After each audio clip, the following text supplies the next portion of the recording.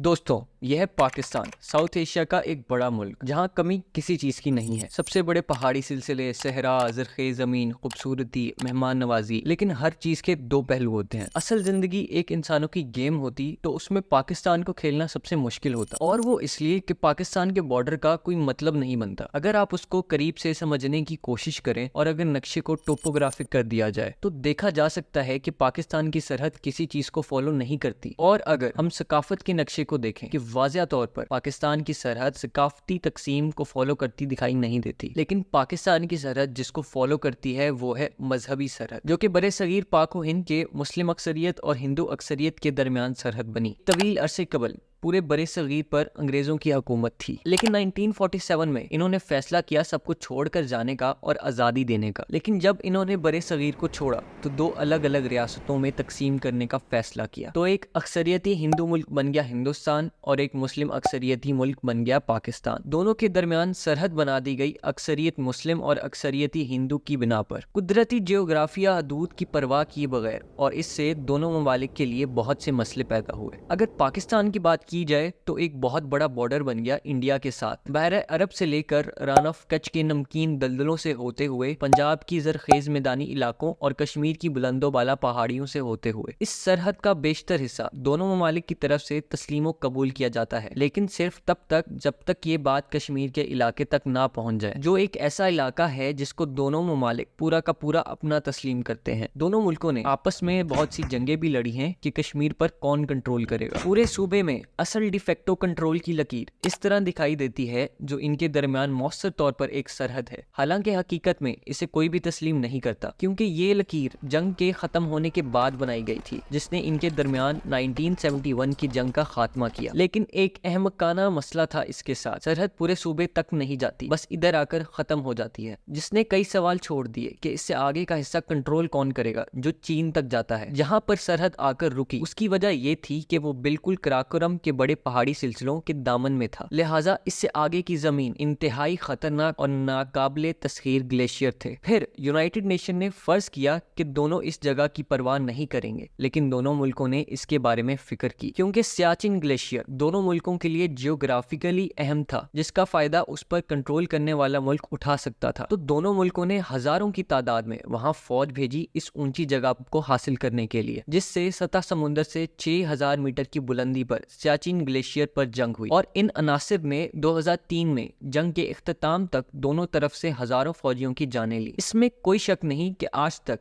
India आलमी सतह पर पाकिस्तान का सबसे बड़ा हरीफ है, और दोनों के दरमियान सरहद को पूरी दुनिया में सबसे खतरनाक तस्लीम किया जाता है। और अगर दोनों के दरमियान एक मुकम्मल जंग छिड़ जाए तो पाकिस्तान के पास बहुत कमजोर जियोग्राफियाई दफा है, क्योंकि आज कश्मीर की जो सूरत हाल है उसके हिसाब से इंडिया का बॉर्डर सिर्फ 83 किलोमीटर दूर है पाकिस्तान के दारुल हुकूमत इस्लामाबाद से। अगर पाकिस्तान पूरे कश्मीर को कंट्रोल कर सकता है तो ये हिंदुस्तान को इस्लामाबाद से बहुत दूर धकेल देगा और एक बहुत बड़ी पहाड़ों की ढाल कायम कर देगा, जिससे हिंदुस्तान को बहुत मुश्किल पेश आएगी वहां तक पहुंचने में। यही वजह है कि कश्मीर पाकिस्तान के लिए स्ट्रैटेजिकली जरूरी है, लेकिन अभी के लिए हिंदुस्तान की फौज ज्यादातर कश्मीर पर काबिज है और ये इस्लामाबाद से बहुत कम फासला है। इंडियन बॉर्डर के साथ जिन पहाड़ों पर पाकिस्तान का कंट्रोल है अपने दिफा के लिए, वो सब मुल्क के नॉर्थ में है, पाकिस्तान की बड़ी आबादी वाले शहरों और इकोनॉमिक सेंटर से दूर। जिसका मतलब है कि अगर इंडिया की तरफ से जारियत होती है वो इनको आराम से नजरअंदाज कर देगा। दरियाए सिंध जो कि सबसे बड़े दरियाओं में जिसका शुमार होता है, ये एक अच्छा दिफा की लकीर बन सकता था, मगर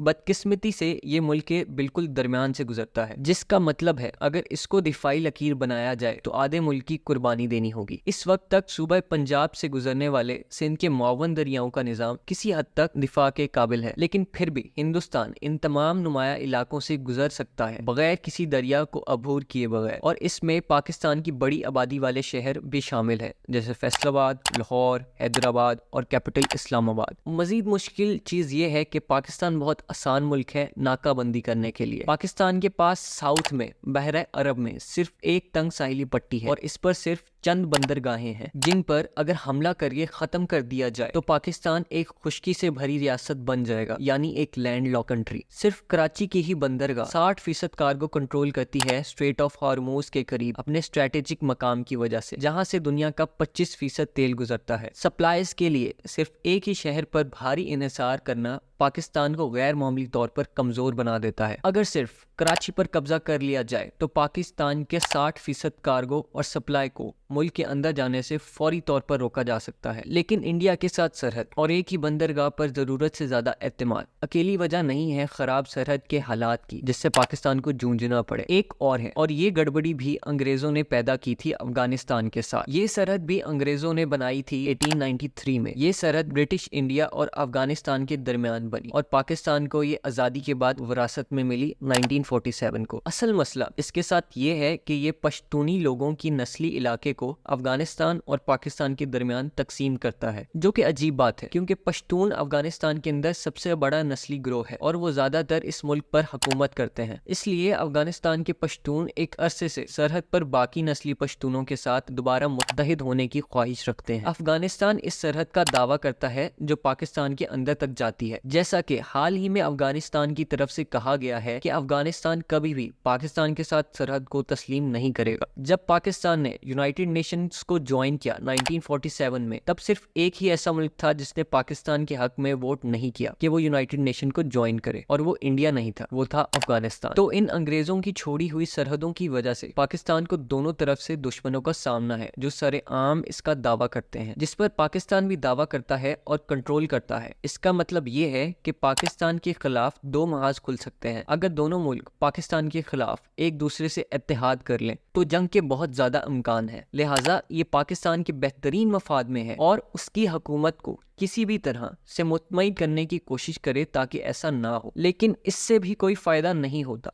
क्योंकि सरहद बिल्कुल दरमियान से गुजरती है पश्तूनी सरजमीन के पहाड़ी हिस्सों से, जिससे सरहद पर कंट्रोल करना इंतहाई मुश्किल हो जाता है। मंशियात के स्मगलर्स और दहशतगर्द ग्रोह आमतौर पर यहाँ से ही आते जाते हैं, जो इस सरहद को पूरी दुनिया में सबसे ज्यादा पुरतशद्दुद और गैर मुत्तहिक जगहों में से एक बना देता है। इसका मतलब ये है कि पाकिस्तान की दो गैर मुस्तहिक सरहदें हैं। इससे सिर्फ पाकिस्तान के पास दो सरहदें बचती हैं, ईरान और चाइना के साथ। ईरान के साथ पाकिस्तान की सरहद बहुत कम आबादी वाले बंजर सूबे बलूचिस्तान से मिलती है, जो पश्तूनों की तरह बलोचों को पाकिस्तान, ईरान और अफगानिस्तान के दरमियान काटती है। पश्तूनों के बरअक्स अगरचे बलोचों की अपनी कोई खुद मुख्तार रियासत नहीं, इसलिए वो पाकिस्तान के लिए इस तरह खतरा नहीं बन सकते जिस तरह अफगानिस्तान के पश्तून हैं। ईरान और पाकिस्तान आपस में एक हद तक ताउन करते हैं BLA जैसे दहशतगर्द ग्रुप्स को खत्म करने के लिए, लेकिन दोनों के दरमियान इत्तेहाद ईरान की शिया हुकूमत और पाकिस्तान की सुन्नी हुकूमत की वजह से सख्त पेचीदा है। इससे खित्ते में पाकिस्तान के लिए सिर्फ चीन ही एक ऐसा मुमकिना जियोग्राफिया इत्तेहादी रह जाता है, और बिलाशुबा चीन पाकिस्तान का सबसे करीबी इत्तेहादी है। आलमी सतह पर पाकिस्तान का जियोग्राफिया सबसे ज्यादा चैलेंजिंग और मुश्किल है, लेकिन मजबूत हुकूमत और मजबूत इत्तेहाद और अच्छी सफारतकारी से इस जैसी मुश्किल सूरत हाल को भी काबिले इंतजाम बनाया जा सकता है। दोस्तों, अगर वीडियो अच्छी लगी हो तो वीडियो को लाइक करिएगा, शेयर करिएगा और चैनल को सब्सक्राइब करिएगा। शुक्रिया।